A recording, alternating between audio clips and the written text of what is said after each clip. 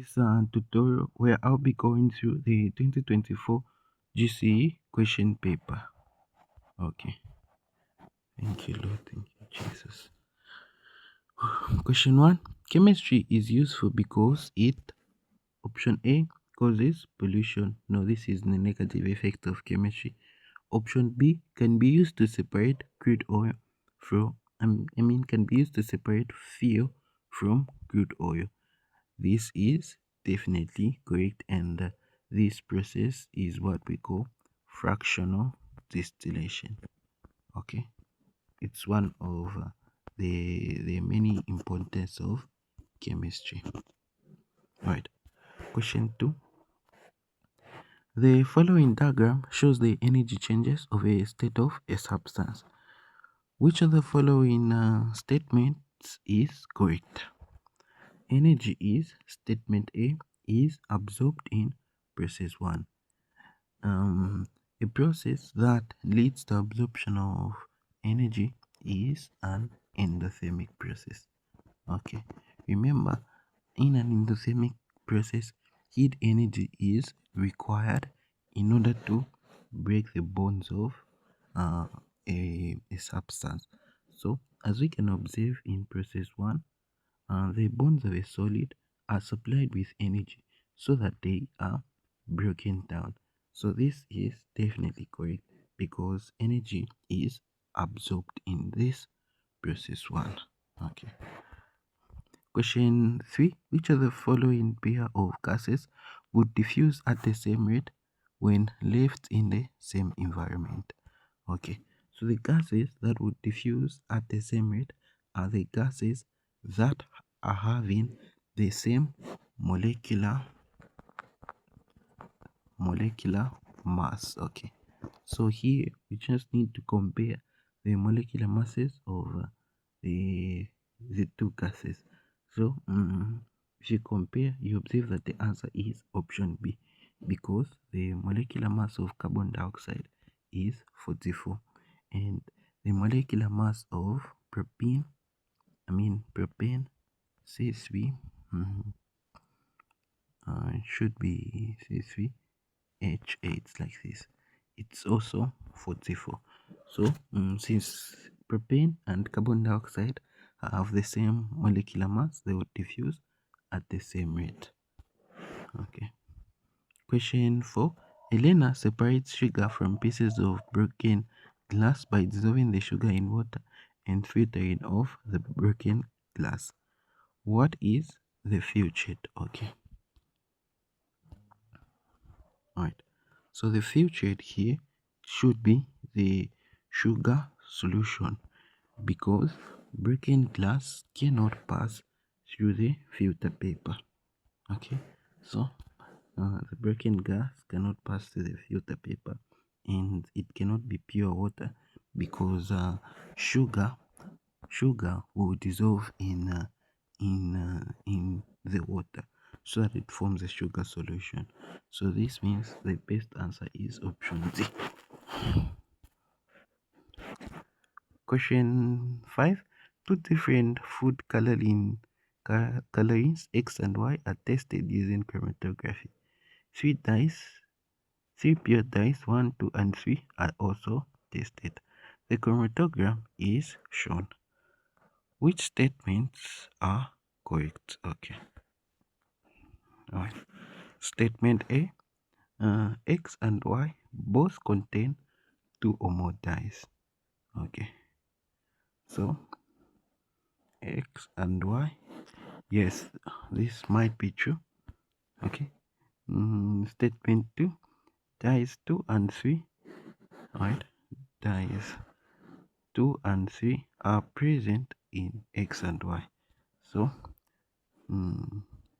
the dyes 2, right? So this statement number 2 is incorrect because if we observe here, dye 2 is not present in either X and Y. So this statement is incorrect. Statement 3. The RF value of dye 1 is 0.625. Okay. So where is Taiwan? Taiwan is the one. It's one here. So it's at 5. Okay. Remember, RF is equal to the distance that is moved by the die, which is 5, over the distance moved by the solvent front, which is 8. And if you do the math, 5 divided 8, the answer will be 0.625. So this means statement 3 is as well correct. So the correct statements here are 1 and 3. So which is option B. Question 6. Which of the following dot and cross diagram is for magnesium chloride? Only outer shell electrons are shown. Okay, let me get to draw how the diagram would look like even before I get to the options. Okay, right. Okay, so remember, magnesium chloride is an ionic compound. Why? Because ionic compounds are formed from a metal and a non-metal. Okay, so ionic compounds involve the transfer of electrons from the metal to the non-metal. So magnesium has a valency of 2. So this means magnesium will lose 2 electrons. Okay, so its electronic configuration is like this: 2, 8, 2. So it will lose 2 electrons in its outermost shell. Alright, so we'll have something like this one too. So this means that it will remain with this shell having 8 electrons. But okay, let me take this to this other side. But we know the electron configuration of chlorine is 2, should be comma 8, 7, like this. So this means that chlorine only requires 1 electron in its outermost shell, but magnesium is giving us 2 electrons. So thus implies that we should have 2 shells of chlorine. Okay, so we should have 2 atoms of chlorine. Okay, and each atom will receive 1 electron from magnesium. So we represent the electron received from magnesium with a cross. Okay, so it would be something like this. Right.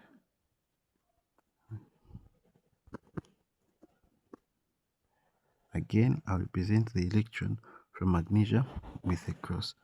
So the diagram is supposed to be something like what I have drawn, and this is corresponding to option Z.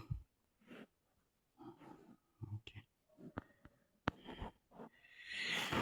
Question 7. Element X has 7 protons. Element Y has 8 more protons than X. Okay. Which statement about Y is correct? Right. Statement A. Element Y has more electrons than X.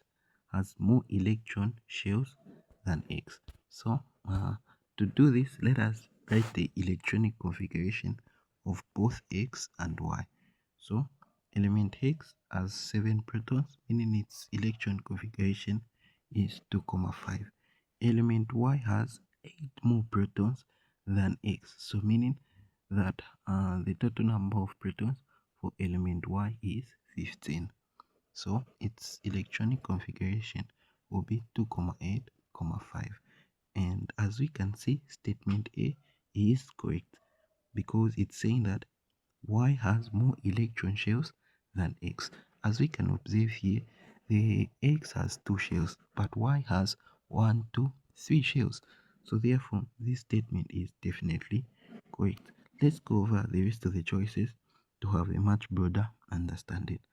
Option B, element Y has more electrons in its outer shell than X. If we can clearly observe here, the outer shell of element X has 5 electrons, and the outer shell of element Y also has 5 electrons. So this statement is incorrect. Statement C, mm, element Y is in a different group of the periodic table from X. No, this is as well incorrect because because uh, elements having the same number of electrons in their outermost shell belong to the same group of the periodic table. So therefore statement C is incorrect. Statement D, element Y is in the same period of the periodic table as X. Okay. No, this is incorrect because the period of element X is 2, while the period of element Y is 3. You can basically know the period of an element by simply counting the number of shells it has. So for X, it has 1, 2 shells.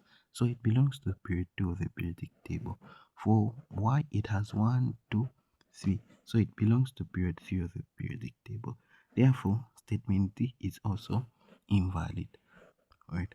Question 8. A covalent molecule contains only 4 shared electrons.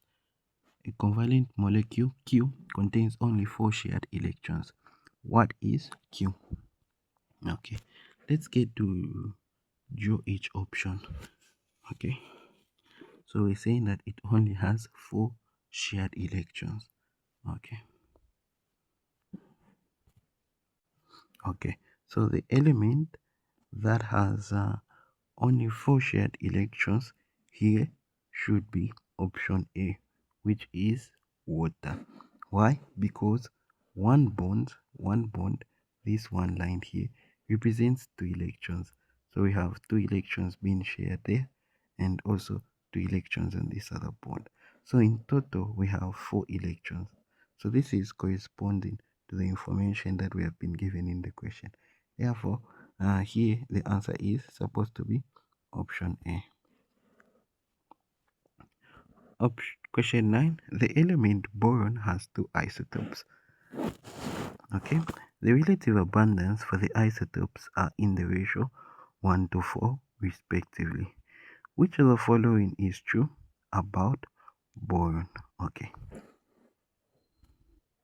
so I've made sure I have answered the relative atomic mass. So you basically um multiply the ratio of one atom multiplied by its um its at its molecular mass.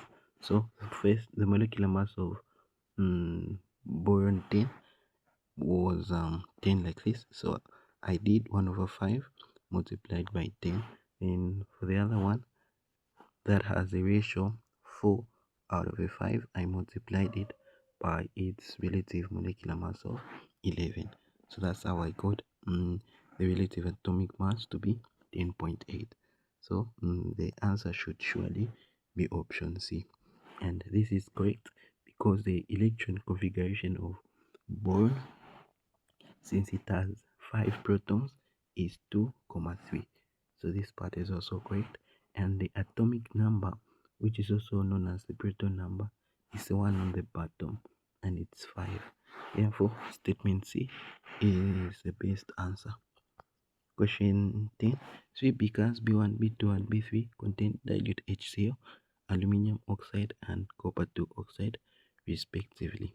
A solution of aqueous sodium hydroxide is added to each beaker. In which beaker or beakers will a salt be formed? Okay, so they are adding sodium hydroxide, and we know that sodium hydroxide is a base.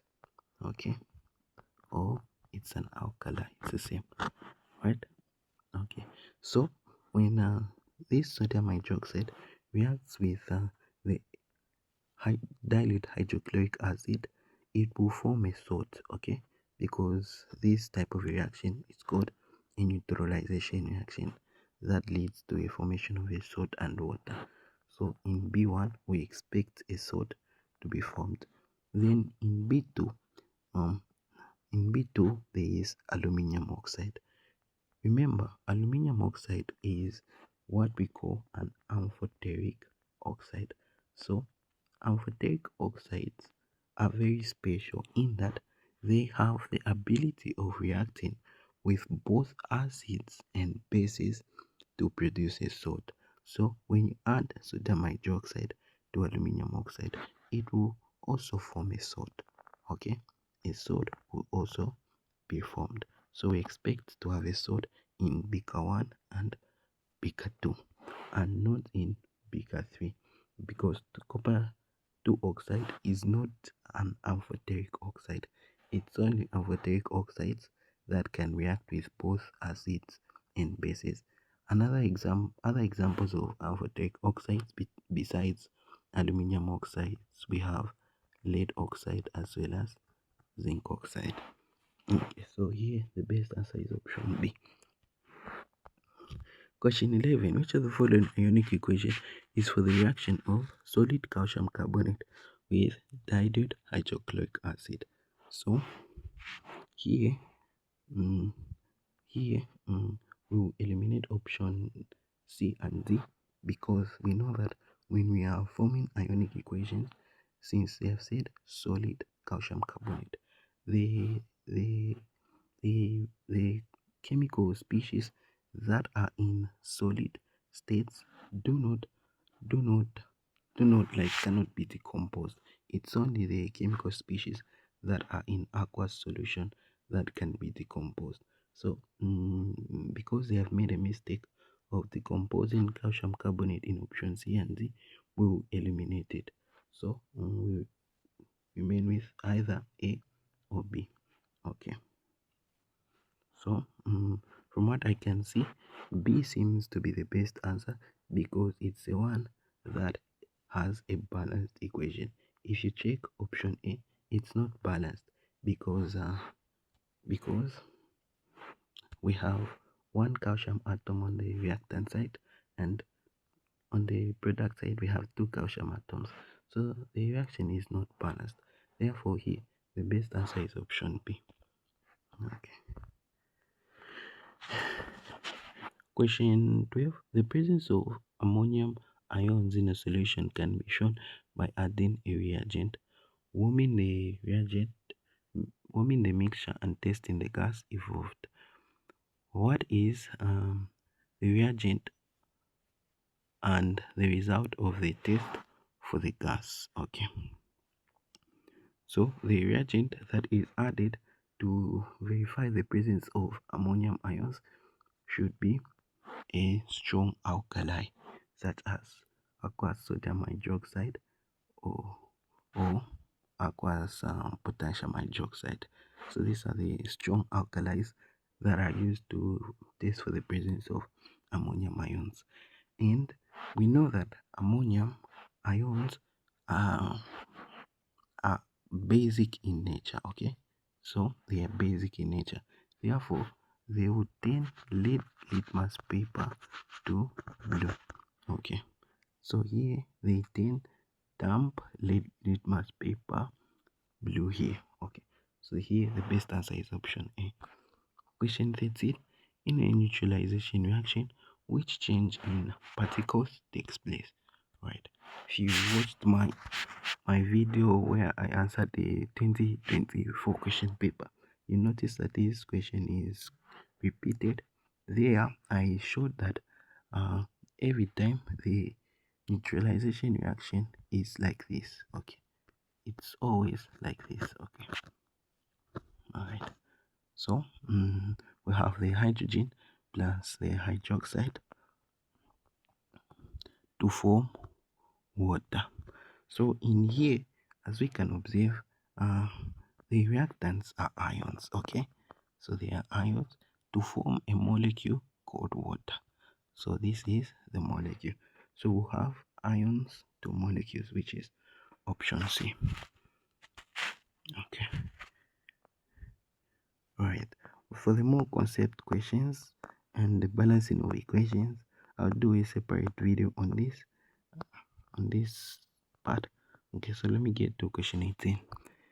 The rate of reaction between zinc and dilute hydrochloric acid is investigated. The equation is shown. A known mass of zinc is added to an excess of dilute hydrochloric acid. The concentration of the acid and the volume of hydrogen produced are measured at regular time intervals. Okay, which pair of graphs correctly represents the experiment results? Okay, so as we can observe here in experiment A, uh, the curve completely goes to zero, showing us that the concentration of HCl has gone to zero. So this is not correct because the question has explicitly told us that we have an excess of dilute hydrochloric acid. So the concentration of HCl can not go to zero since it is in excess. So this is incorrect. Okay, let's go to statement B. Statement B, at least the concentration of HCl does not go to zero. So this part may be correct, but there is a problem with this other part because when the curve is like this, it means that the gradient of the curve is increasing, and thus this is trying to say that the volume of hydrogen gas is increasing, which is not correct because as the reaction proceeds, the volume of hydrogen gas should be decreasing. Okay, all right. So statement B is also incorrect. Statement C, this part is also correct, and this part is also correct. Since the volume of since the volume of hydrogen gas with time is decreasing.